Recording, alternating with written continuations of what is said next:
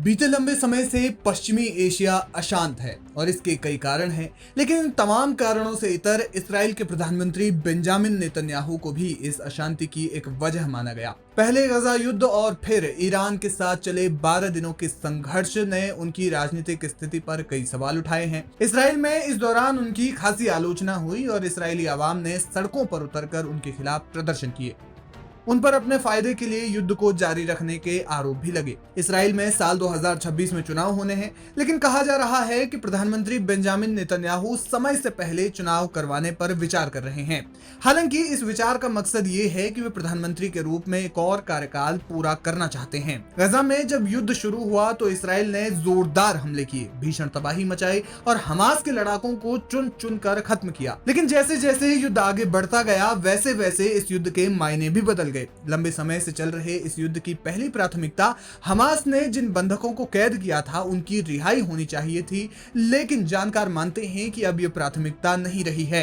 हालांकि इस भीषण लड़ाई के दौरान जनवरी में कुछ दिनों का युद्ध विराम जरूर हुआ था और उस समय बंधकों की घर वापसी भी हुई थी। शर्त के मुताबिक इसराइल की जेलों में बंद सैकड़ों फिलिस्तीनियों को रिहा किया गया और उधर से हमास ने जीवित और मृत बंधकों को छोड़ा। जानकार मानते हैं कि अदला बदली आराम से आगे बढ़ती, लेकिन इससे पहले ही इसराइल ने युद्ध विराम तोड़ दिया और प्रधानमंत्री बेंजामिन नेतन्याहू ने कहा कि जब तक हमास का नामो निशान वे नहीं मिटा देते तब तक गजा में जंग जारी रहेगी। Aim right, achieve big. At KR Mangalam University, we provide you the platform to turn your dreams into reality. At KR Mangalam University. विशेषज्ञ कहते हैं कि इस घोषणा से ही साफ पता चलता है कि बंधकों की रिहाई के बारे में कुछ नहीं सोचा गया। इसके अलावा उन्होंने कई बार सार्वजनिक मंचों से ईरान के परमाणु कार्यक्रम को इसराइल के अस्तित्व के लिए खतरा बताया है। यही वजह है कि उन्होंने ईरान पर एयर स्ट्राइक की और दोनों देशों के बीच 12 दिन का युद्ध चला। इस जंग के बाद नेतन्याहू ने यह दिखाने की कोशिश की कि उन्होंने ईरान के परमाणु कार्यक्रम को नष्ट कर दिया है। माना जा रहा है कि इसके जरिए वे अपनी जनता का प्यार पाना चाहते हैं, लेकिन उन्हें इतना फायदा नहीं मिल रहा है। बेंजामिन नेतन्याहू ने चाहे इस जंग को इसराइल के लिए शांति के रूप में जरूर पेश किया हो, लेकिन इसराइल में कई लोग नेतन्याहू पर आरोप लगाते हैं कि उन्होंने अपनी राजनीतिक स्थिति को बचाने के लिए युद्ध को लंबा खींचा। गजा और ईरान के साथ संघर्ष के दौरान महीनों से हमास की कैद में रह रहे बंधकों की रिहाई में देरी और युद्ध विराम वार्ता को टालने के आरोपों ने उनकी लोकप्रियता को नुकसान पहुंचाया। बीबीसी की रिपोर्ट के मुताबिक मारिव अखबार ने हाल ही में एक सर्वे किया जिसमें उन्होंने माना कि इसराइल के पीएम नेतन्याहू की लिकुड पार्टी को अपने दम पर बहुमत पाना मुश्किल हो सकता है।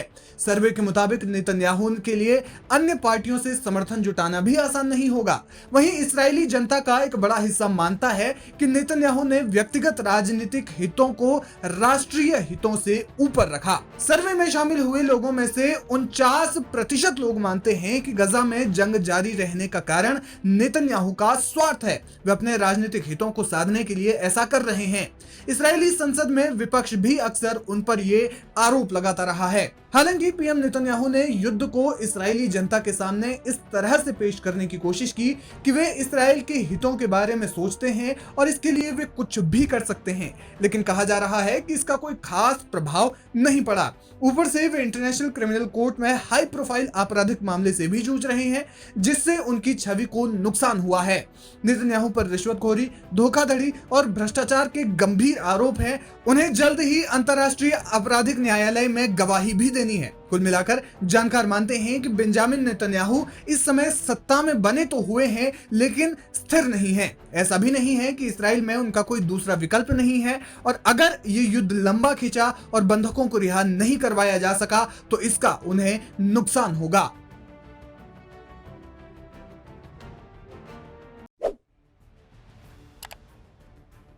पश्चिमी एशिया में ईरान और इसराइल के बीच चली 12 दिन की जंग अब खत्म हो चुकी है। हालांकि दोनों देशों के बीच तनाव अब भी जारी है। इसी बीच खबर ने इस्राएली पक्ष को चौंका दिया है। इस्राएली रक्षा मंत्रालय के सूत्रों ने बताया कि इस तेज हमले के दौरान कई ड्रोन्स और हथियार तेहरान में छूट गए थे। कई ऐसे थे जो बहुत ही अत्याधुनिक थे और अच्छी हालत में थे। युद्ध के बाद से ही वे लापता हैं। ऐसे में ईरान के वैज्ञानिकों के इतिहास को देखते हुए इन हथियारों की रिवर्स इंजीनियरिंग का खतरा बढ़ गया है। इजरायली मीडिया एजेंसी यदियोत अहोरोनोत की एक रिपोर्ट के मुताबिक कई मिलियन डॉलर के ये हथियार अब ईरानी वैज्ञानिकों के कब्जे में हैं। अगर वो इनकी रिवर्स इंजीनियरिंग कर लेते हैं तो इन्हें इसराइल के खिलाफ ही इस्तेमाल किया जा सकता है। अगर ऐसा होता है तो ये इसराइल के लिए एक बहुत बड़ा संकट साबित होगा। मीडिया रिपोर्ट्स के मुताबिक दोनों देशों के बीच में लंबी दूरी को देखते हुए इसराइल ने ईरान के ऊपर बहुत ज्यादा हाईटेक ड्रोन्स का इस्तेमाल किया था। इसमें सबसे मुख्य रूप से हर्मीस ड्रोन्स का इस्तेमाल किया गया था, जो कि खुफिया जानकारी जुटाने का काम करता है। इसके अलावा FPV मिनी क्वाडकॉप्टर ड्रोन्स भी लॉन्च किए गए थे। विस्फोटकों से भरे ये कॉम्पैक्ट ड्रोन कुछ ही सेकंड में महत्वपूर्ण नुकसान पहुंचाने में सक्षम है। रूस के साथ चल रहे संघर्ष में यूक्रेन द्वारा इसी तरह के मॉडल का बड़े पैमाने पर इस्तेमाल किया जा रहा है। आपको बता दें कि अपने ड्रोन्स और मिसाइलों की रिवर्स इंजीनियरिंग होने का डर ईरान के पुराने इतिहास से भी संबंधित है। ईरान ने पूर्व में अमेरिका के RQ-170 स्टील्थ ड्रोन्स की रिवर्स इंजीनियरिंग करने में सफलता हासिल की थी। कथित तौर पर अब वो उसी डिजाइन के आधार पर एक नया स्टील्थ ड्रोन तैयार कर रहा है। Aim right, achieve big. At KR Mangalam University, we provide you the platform to turn your dreams into reality. At KR Mangalam University. अगर ईरान इसराइल के इन हाईटेक ड्रोन्स की नकल करने में कामयाब रहता है तो ये इसराइल के लिए एक बड़ा सिरदर्द साबित हो सकता है, क्योंकि FPV और FP ड्रोन्स अपने स्टील्थ क्षमता के दम पर इसराइली एयर डिफेंस सिस्टम को भेज सकते हैं। इतना ही नहीं, हर्मिस ड्रोन्स भी इसराइली सैनिकों और उनके गुप्त ठिकानों को निशाना बना सकते हैं। इससे पहले एक खबर ये भी आई थी कि ईरान ने 1970 और 80 के दशक में अमेरिका से मिले हाईटेक टैंक्स को भी रिवर्स इंजीनियरिंग के जरिए उसमें बदलाव किया था और फिर स्वदेशी तकनीकी उसमें डाली थी, जिसके बाद ये टैंक जो है वो बेहद ही घातक हो गए थे। और अब एक बार फिर से इसराइल के ड्रोन्स के साथ ऐसा करने की आशंका बढ़ गई है, जो इसराइल के लिए एक बड़ा सरदर्द बन गया है।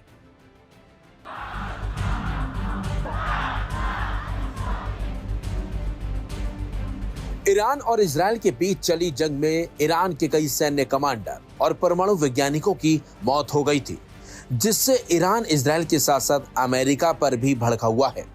ईरान में जब सैन्य कमांडरों और वैज्ञानिकों को अंतिम विदाई दी जा रही थी, उस समय लाखों की संख्या में लोग इकट्ठा हुए थे और ईरानियों ने नेतन्याहू और ट्रंप के खिलाफ नारेबाजी भी की थी। इसी बीच ईरान के शीर्ष शिया धर्मगुरु ने अमेरिकी राष्ट्रपति डोनाल्ड ट्रंप और इजराइल के प्रधानमंत्री बेंजामिन नेतन्याहू के खिलाफ फतवा जारी किया है। इस फतवे में उन्होंने दुनिया भर के मुसलमानों से एकजुट होने की अपील की है। मीडिया रिपोर्ट्स के मुताबिक अयातुल्लाह नसीर मकरम शिराजी ने फतवा जारी किया है, जिसमें ट्रंप और नेतन्याहू को दुश्मन बताया है। उन्होंने लिखा है, ये साफ है कि इस्लामिक व्यवस्था के किसी व्यक्ति और खास तौर से सुप्रीम लीडर को जान से मारने की धमकी देना मना है और धार्मिक रूप से निषेध है। उनका बचाव करना और ऐसी धमकियां देने वाले आरोपियों को जवाब देना जरूरी है। साथ ही पवित्रता का उल्लंघन करना सबसे बड़े पापों में से एक है।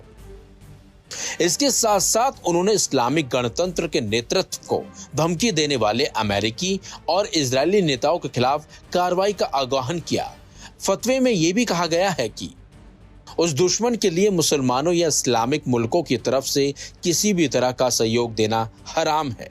ये जरूरी है कि दुनिया भर के मुसलमान इन दुश्मनों को उनके शब्दों और गलतियों के लिए पछतावा कराएं। Aim right, achieve big. At KR Mangalam University, we provide you the platform to turn your dreams into reality. At KR Mangalam University. ये फतवा 12 दिन की जंग के बाद आया है। बता दें आपको, इजराइल के साथ 12 दिनों के युद्ध के दौरान मारे गए रिवॉल्यूशनरी गार्ड के प्रमुख और अन्य वरिष्ठ सैन्य कमांडरों और परमाणु वैज्ञानिकों की अंतिम यात्रा में शामिल होने के लिए शनिवार को तेहरान की सड़कों पर लाखों लोग उतर आए थे। रिवॉल्यूशनरी गार्ड्स के प्रमुख जनरल हुसैन सलामी, इसके बैलिस्टिक मिसाइल कार्यक्रम के प्रमुख जनरल आमिर अली हाजीजादे और अन्य के ताबूतों को ट्रकों पर रखकर राजधानी की आजादी स्ट्रीट ले जाया गया था। इस दौरान सड़क किनारे खड़े लोगों ने अमेरिका मुर्दाबाद और इजराइल मुर्दाबाद के नारे भी लगाए थे। लेकिन इसी बीच फतवे के जरिए अमेरिका और इजराइल के खिलाफ मुस्लिम देशों से एक साथ खड़े होने की अपील की गई है ताकि इजराइल और अमेरिका को ईरान के ऊपर किए गए हमले का जवाब दिया जा सके।